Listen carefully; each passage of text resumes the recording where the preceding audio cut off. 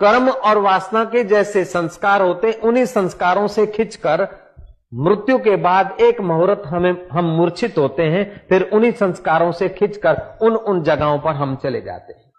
जैसे तुम्हारे सत्संग के संस्कार है तो तुम यहां खिंच के आ गए, किसी के चाय बीड़ी के संस्कार है तो वो होटल पे और पान के गल्ले पे पहुंच गए, किसी के फिल्म के संस्कार जोर करते तो थिएटर में पहुंच गए, किसी के जेब काटने के संस्कार है तो उन्हीं यारों के बीच पहुंच गए। और महाराज किसी को मैंने पीना सीख लिया करके कांकरिया पे गप्पा ठोकने का संस्कार है तो वहीं पहुंचेंगे। ऐसे मरने के बाद भी जिनके जैसे जैसे संस्कार हैं, और संस्कार तो बहुत सारे होते, उन संस्कारों में जो तीव्र संस्कार होगा उसी प्रकार के वातावरण में उसका जन्म होगा। और गलती से अगर दूसरी जगह उसका जन्म हुआ तो गर्भ में ठहरेगा नहीं और आया और चला जाएगा। आदमी मर जाता है ना, ऐसे जीव मर जाते हैं तो आकाश मंडल में स्थित होते हैं, समय पाकर चंद्रमा के किरणों के द्वारा, बरसात के बूंदों के द्वारा, हवाओं के द्वारा आकर अन्न में, जल में, फल में स्थित होते हैं।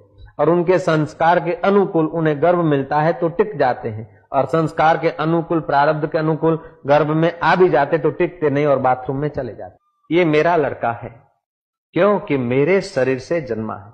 तो यही अगर मेरा लड़का है, ऐसी अंदर से दृढ़ मान्यता है, तो क्यों ये मेरे शरीर से उत्पन्न हुआ? तो तेरे शरीर से तो भाई कई लड़के पसार हो गए जो बेचारे नाली में रवाना हो गए। जय श्री कृष्ण के ऊपर से मेरा बच्चा है क्यों कि मेरे शरीर से पसार हुआ।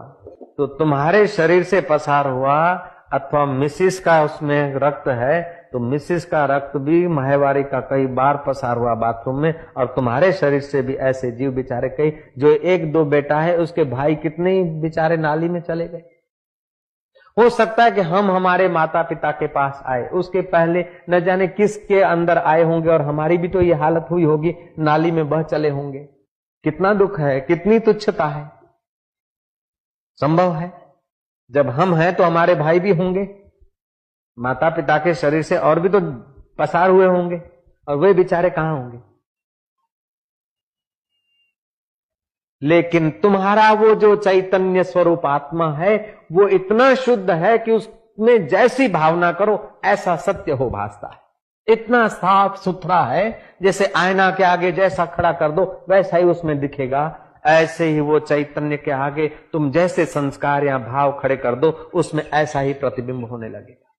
जैसे पृथ्वी में जैसा बीज बो दो और वही उत्पन्न होने लगता है, ऐसे उस चैतन्य शुद्ध परमात्मा में, असली जीवन में जैसी भावना कर दो ऐसा ही उसमें हो भासता है।